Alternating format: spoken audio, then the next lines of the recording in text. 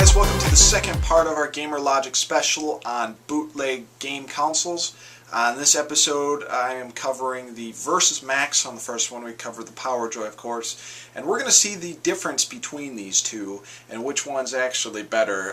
Part 1, you saw a couple games on there, you saw me kind of fiddle around with the controls, you saw the graphics and stuff, and the VSMaxx, at least in my opinion, is a bit of a better console, but now that we've sat down and played through it, let's put it to the test, and I'll show you guys 3 different games that system features. We're going to feature Convert Soldier, we're also going to feature a game called Underworld, and another game called Archery, and the first one I'm not sure if it's a remake of something or a name change or whatever, but the second and third one are actually games that were released under a different name on multiple systems, and are a lot of fun. So we're going to go ahead and get into playing these games, and I hope you guys enjoy the second part of this episode. Alright guys, we're going to start this up, and we're going to start with Convert Soldier for the VSMaxx console.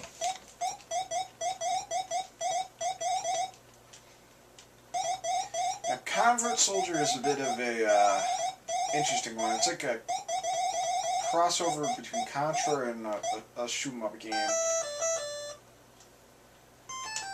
So, you're running on this little green background, and you're pretty much just taking out a whole bunch of these flying, floaty things. You're trying to avoid mines on the ground like I just failed to do.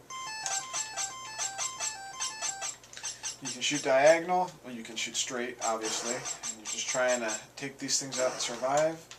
You can also jump.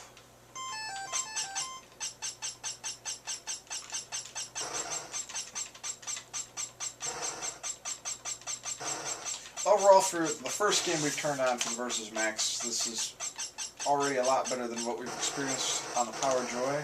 Oh, it ran fire down on me. Let's see if I can jump. Okay, now, I thought for sure that that was not a power-up. Whoa, that thing just totally took me out. So, that's Convert Soldier. Not too bad. Let's go to something else here, shall we? Okay, now this one is called Underworld on the VSMaxx, but this is actually a game that came out for the Japanese Super Famicom, and it never made it over here to America because of the controversial images that were in this. Miyamoto made this game, the creator of Mario, the creator of Zelda. And when Nintendo of America saw this, they kind of freaked out a little bit because, I mean, the general basis of it is the devil's on the top of the screen here, and you're running around trying to collect Bibles in order to get rid of these little monsters and get rid of the devil. Now, for whatever reason, Nintendo had a big thing against putting any crosses or any sort of religious symbols into their video games back in the 80s and even in the 90s. Castlevania Dracula X received that same treatment. They took out a cross. Castlevania 3, same deal with that.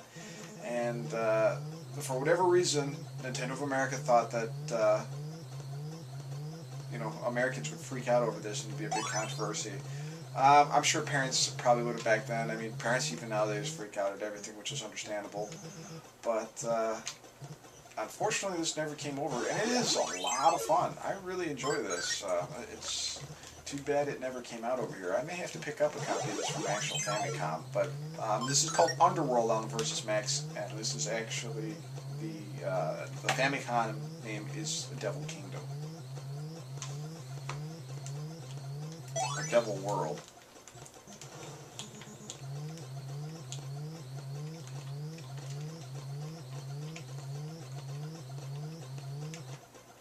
So all not bad.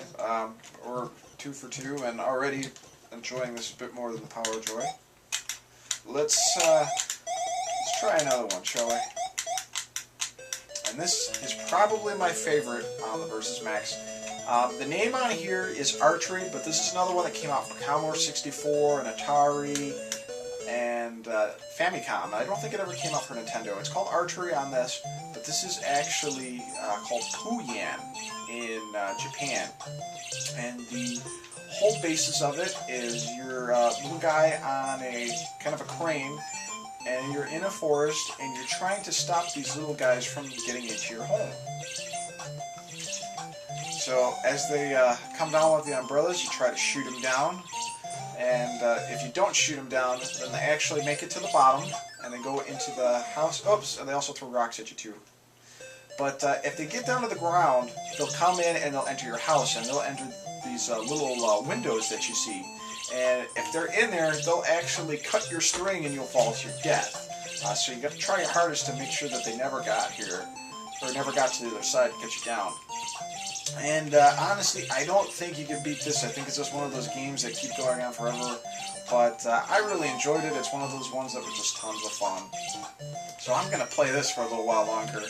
And overall, for the 3 games that I played on the VSMaxx compared to the Power Joy, I definitely enjoyed the VSMaxx a lot better. Randy, thanks again for sending me these things. I really enjoy them. And to give a rating on this, I would have to give this a 4 out of 5. It's definitely more fun and a lot better than the Power Joy. So that's it, guys. Hope you enjoyed the episode, and we'll cover something else soon. Take it easy. Mike Murtis out.